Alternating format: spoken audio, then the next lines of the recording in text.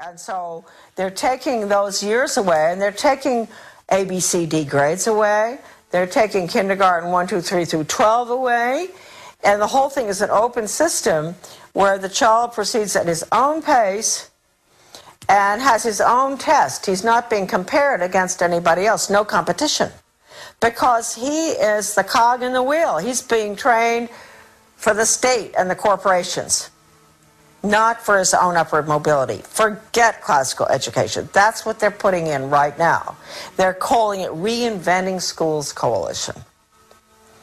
And interestingly enough, why I should be living in this small town of Dresden, Maine, where it's one of the pilots, one of the few in the country for it. I went over and I found out about it. Their whole goal was to turn education on its head into training, which is exactly what they want to do, because if you take the Carnegie's little conclusions and recommendations for the social studies, forget social studies, okay, I don't know why they call it that really. It was really conclusions and recommendations for the destruction of American education, that little book. By putting that new system in, and the very people who signed off on their report were involved in all of this at Columbia. George Counts, Rudd, Ballou, you know, all the names. And so Carnegie, whereas you had Hopkins and University of Chicago and all were putting in the method, Carnegie was advocating the change of our formerly free market system to a planned economy, Soviet style, through the schools. That's the little dark blue book, Conclusions and Recommendations.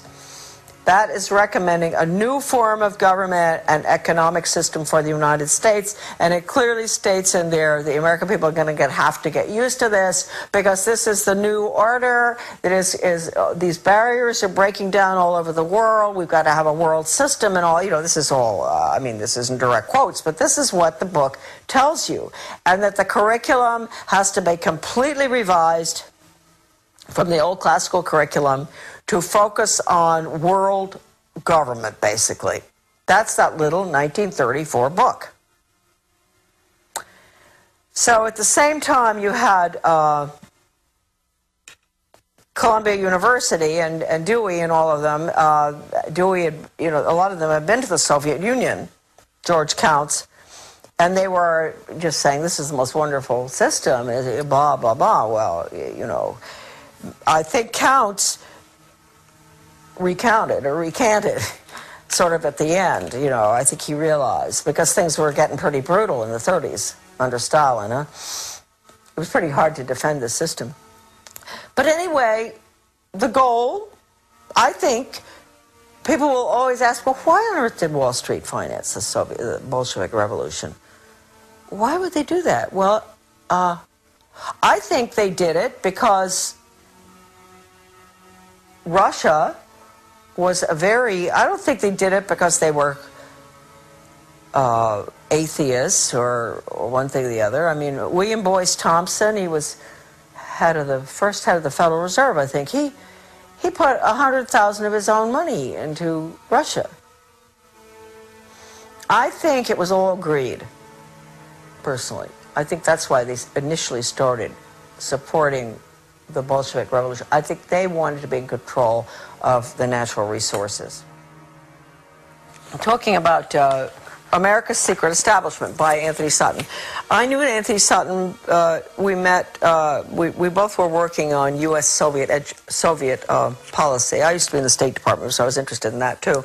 But one day, you know, he said, you know, I'm interested in the influence of the order at Yale. And I said, oh, you are? And interesting enough, I had just the day before received the copies of the membership in 3 or 4 little books. They're actually, we can take pictures of them if you want. I have them. And he said, you have the membership list? And I said, yes. And he asked me to send it to him, and I did. He promised he'd get them back, which he did. And he told me, he said, Charlotte, I've been doing research for the Hoover Institute for several years on U.S. aid to the Soviet Union and wondering, what on earth are we doing? Why are we building up our enemy? I just couldn't understand it. And he said, when I put all those names on the membership list that you had out on the dining room table, all of a sudden everything made sense. I saw the names of these very important people who were all involved in the defense contracts, who were involved in education going way back, everything. I saw what they were doing. And that was when he became, you know, even, he really started focusing. And he wrote the book after he got the list. And I've always really liked that. This is a really good quote here that I like to use, because not just because the fellow that he's quoting was a friend of my father's, sort of interesting, but because it tells you exactly how important the Order of Skull and Bones at Yale is. People say, oh, it's a little boys club, and they ignore it. They ignore the fact that John Kerry and George Bush were both running for president. You know, they didn't, I mean, isn't this sort of weird that out of an organization that has a maximum, I don't know how many, maybe 12,000 members that, or less, you know, since its creation, I don't know how many there are, that we would end up in a country of, what, how many million are we? Having two people running for president who are out of Yale, the Order of Skull and Bones. I mean, that just doesn't make sense. So anyway, this is a quote that he has. This is from F.O. Matheson, who was Skull and Bones, 1923. My father was too. To Donald Ogden Stewart, Skull and Bones, 1916, an older guy. In regard to Matheson, they called him Matty, Matty's upcoming appearance before the House Committee on Un-American Activities. So he's writing to his other Skull and Bones buddy, you know, soothing his concerns, saying, don't worry, we'll make it. We're going to get by here. You know, we're going to get our agenda in, basically. So Matheson says, quote, as long as we have somebody from Bones, himself, right, who can bring pressure on the committee, I should think we'll be all right. So that's a very important quote. Now, Sutton goes on here, and he says, for over 170 years, these people have met in secret. From out of their initiates come presidents, senators, judges, cabinet secretaries, and plenty of spooks, CIA. They are titans of finance and industry, and they have just recently installed a third Skull and Bones president of the United States, George Jr., right? George W. Bush's secret name is Temporary. His father, George H.W. Bush's Bones name is Magog. And his grandfather, Prescott Sheldon Bush, stole for the order one of their prized possessions, Geronimo's skull. But the Order of Skull and Bones secrets have always been safe with the press, of which much they owned. They owned, and that's why I think earlier you saw in this video, I mentioned that, or maybe I didn't, I've been writing letters to the press since 1975 that, with a direct quote from a communist, that regionalism is communism. And I've had other articles published, but they would never go near that. Either they would take that quote out, because that's a quote from a communist writer for the Daily World, writing for their own journal, the Daily World. And so when you talk about the control of the press, it's complete, the major media. I don't have to tell you folks that probably, but anyway. All right, no, Skull and Bones, Bonesmen, here's a little list.